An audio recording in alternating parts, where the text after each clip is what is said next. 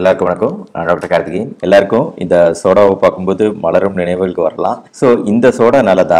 அந்த காலத்தில் வந்த இன்னொரு சாஃப்ட் ட்ரிங்க்ஸ் இது. இப்போ இது மார்க்கெட்லேயே இல்லைன்னு நினைக்கிறேன். 80s கிட்ஸ் எல்லாருக்குமே இது தெரியும். லவ்வோ லிவோ அப்படின்லாம் நிறைய வந்துட்டு இருந்துச்சு. இப்போ வரது கிடையாது. அது இல்லாமல் மூணாவதா பன்னீர் சோடா அப்படின்னு ஒன்று இன்னைக்குமே பன்னீர் சோடா வந்துகிட்டு இருக்கு. இன்னுமே பன்னீர் சோடா ரொம்ப ஃபேமஸாக தான் இருக்கு. அது மட்டும் இல்லாமல் கோலி சோடா முன்னாடி அதிகமாக இருந்துச்சு, ஆனால் நடுவில் குறைஞ்சி போச்சு. ஆனால் இப்போ மறுபடியும் வந்து கோலி சோடா வந்துகிட்டு இருக்கு. ஆனால் வரும்போது இப்போ டிஃப்ரெண்ட் ஃப்ளேவரோட இப்போ மாடர்ன் ட்ரெண்டுக்கு ஏற்றாப்புல திராட்சை ஃப்ளேவரு, ஆரஞ்சு ஃப்ளேவரு அப்படிங்கிற மாதிரியும் வந்துட்டு இருக்கு. ஸோ இன்னைக்கான வீடியோவில் இது எல்லாத்தையும் நம்ம கம்பேர் பண்ணி எது பெட்ரு, எது உடம்புக்கு நல்லதில்லை அப்படிங்கிறதையும் பார்க்க போகிறோம். இந்த கோலி சோடா அப்படிங்கிறது என்ன தெரியுங்களா? ஒன்றுமே கிடையாது. இது வந்து கார்பனேட்டட் வாட்டர் அப்படின்னு சொல்லுவோம். கார்பனேட்டட் வாட்டர்னா என்னங்க?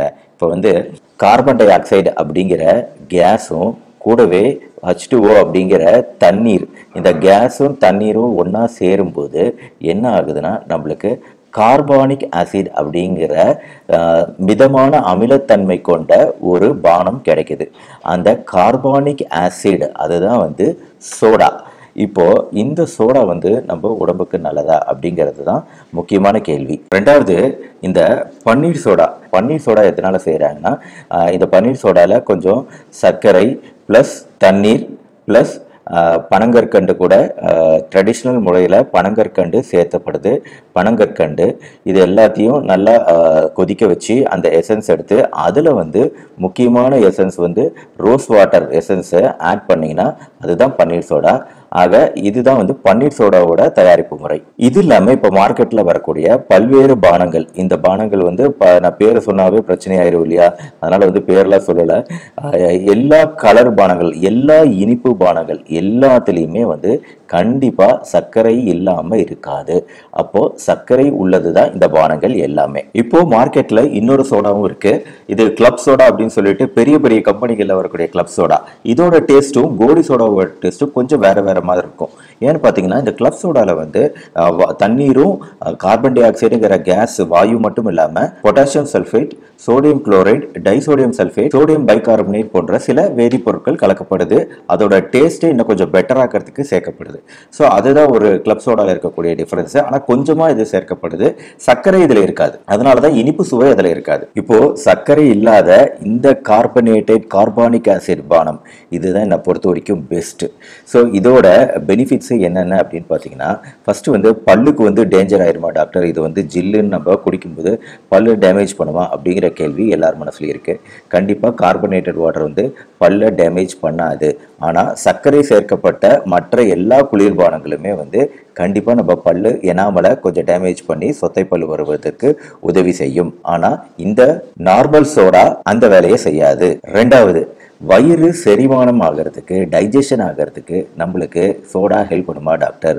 கண்டிப்பாக ஹெல்ப் பண்ணும். ஏன்னா ஜில்லுன்னு நம்ம குடிக்கிற அந்த கார்பானிக் ஆசிடுங்கிறது மிதமான அமிலத்தன்மை கொண்டது. இதனால கெடுதல் இருக்கிறதா எந்த ஸ்டடியுமே கிடையாது. ஆனால் டைஜஷனுக்கு, உணவு செரிமானம் ஆகிறதுக்கு கூட கொஞ்சம் ஹெல்ப் பண்றதா நிறைய ஆராய்ச்சிகள்ல, குட்டி குட்டி ஆராய்ச்சிகள்ல ப்ரூவ் ஆயிருக்கு. அடுத்து மூணாவது, வயிறு சாப்பிட்ட நிறைவை இந்த சோடா தருமா? கண்டிப்பா நம்ம சாப்பிட்ட உடனே நம்ம வயிறு ஃபுல்லா இருக்கக்கூடிய ஒரு வயிறு நிறைவை வந்து கண்டிப்பா சோடா தரும். ஸோ அதனால நம்ம சாப்பிடக்கூடிய உணவோட அளவு குறைச்சிக்கலாம். நாலாவது பெனிஃபிட், மலச்சிக்கல் இருக்கிறவங்க இந்த சோடா குடிச்சா மலச்சிக்கல் குறையுமா டாக்டர்? கண்டிப்பா மலச்சிக்கல் குறையும். அதனால டெய்லியெல்லாம் சாப்பிடக்கூடாது. வாரத்துக்கு 2 வாட்டி 3 வாட்டி கூட கண்டிப்பா 250 ml அப்படிங்கிற அளவுல நம்ம இந்த கார்பானிக் ஆசிட் குடிக்கலாம். அடுத்து, நம்ம இதயத்தை பொறுத்த வரைக்கும் நம்ம இதயத்துக்கு இந்த சோடா நல்லதா டாக்டர்? கண்டிப்பா நல்லது. ஏன்னா இதுல LDL கொலஸ்ட்ரால் குறையுது, வீக்க அணுக்கள் குறையுது, ஏன் சர்க்கரை அளவுகள் கூட குறையுது, HDL அப்படிங்கக்கூடிய நல்ல கொழுப்புகள் அதிகமாகுது. இதெல்லாம் வந்து எந்த ஆராய்ச்சியில் கண்டுபிடிச்சிருக்காங்கன்னா, இந்த போஸ்ட் மெனோபாசல் விமன் சொல்லிட்டு மாதவிடாய் முடிந்த காலத்தில் இருக்கக்கூடிய பெண்களுக்கு ரிஸ்க் அதிகம்னு போன வீடியோட தான் சொன்னேன்.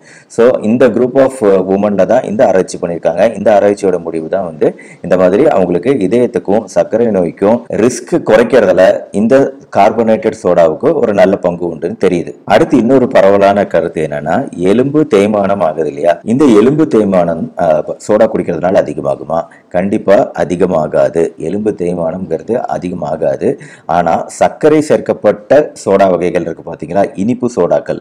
இந்த இனிப்பு சோடாக்கள்ல வந்து பாஸ்பரஸ் அதிகமா இருக்கும். இந்த பாஸ்பரஸ் அதிகமா இருக்கும்போது ஆட்டோமேட்டிக்கா அது கால்சியம் கம்மியாகவும் இருக்கும். பாஸ்பரஸ் அதிகமா இருக்கும்போது கண்டிப்பா எலும்பு தேய்மானம், ஆஸ்டியோபோரோசிஸ் நடக்கும். போன் மினரல் டென்சிட்டின்னு சொல்லக்கூடிய அந்த எலும்பு செல்களோட அடர்த்தி வந்து குறையும் இனிப்பு சேர்க்கப்பட்ட சோடா குடிக்கும் போது. ஆக இது வரைக்கும் நான் சொன்ன பெனிஃபிட் எல்லாமே, நன்மைகள் எல்லாமே இந்த வெறும் சோடா, வெறும் சர்க்கரை இல்லாத வெறும் gas, carbon dioxide gas மட்டுமே ஏற்றப்பட்ட சாதாரண சோடாவுக்கு மட்டுமே உண்டு. மற்றபடி மற்ற எல்லா சோடாக்கள், பன்னீர் சோடா முதற்கொண்டு எல்லாத்துலயுமே இனிப்பு ஆட் பண்ணாம சோடா தயாரிக்க முடியாதுங்கிறதுனால அது எதுவுமே நம்ம ஹெல்த்துக்கு நல்லது கிடையாது. அதனால அந்த சோடாக்கள் எல்லாத்தையும் மொத்தமா தவிர்த்துடணும். அதே மாதிரி மார்க்கெட்ல வரக்கூடிய இன்னொரு விஷயம் டயட் ட்ரிங்க்ஸ்ன்னு சொல்லிட்டு வருது இல்லையா, பிராண்டு பேர் நம்ம சொல்லக்கூடாது. ஸோ இந்த டயட் ட்ரிங்க்ஸ்ன்னு வரக்கூடிய இந்த குளிர்பானங்கள்லையுமே வந்து ஆர்டிஃபிஷியல் ஸ்வீட்னர்னு சொல்லிட்டு ஆஸ்பார்டம் போன்ற பல்வேறு ஆர்டிஃபிஷியலான சர்க்கரைக்கு பதிலாக வேற இனிப்பு சேர்க்கப்பட்ட பானங்களாக தான் இருக்க போகுது. ஸோ அதுக்குமே வந்து டேஞ்சரஸ் சைடு எஃபெக்ட்ஸ் தான் இருக்கே தவிர அது நம்ம உடம்புக்கு நல்லது கிடையாது. ஆக மொத்தத்தில் அந்த காலத்தில் நம்ம குடித்த கோலி சோடா அப்படிங்கிறத தவிர வேற எந்த பானங்களுமே சேஃப் கிடையாது. நாம் குடிக்கக்கூடிய ஒரே சோடா இந்த வெறும் soda, goli soda, carbonated carbonic acid soda மட்டுமே.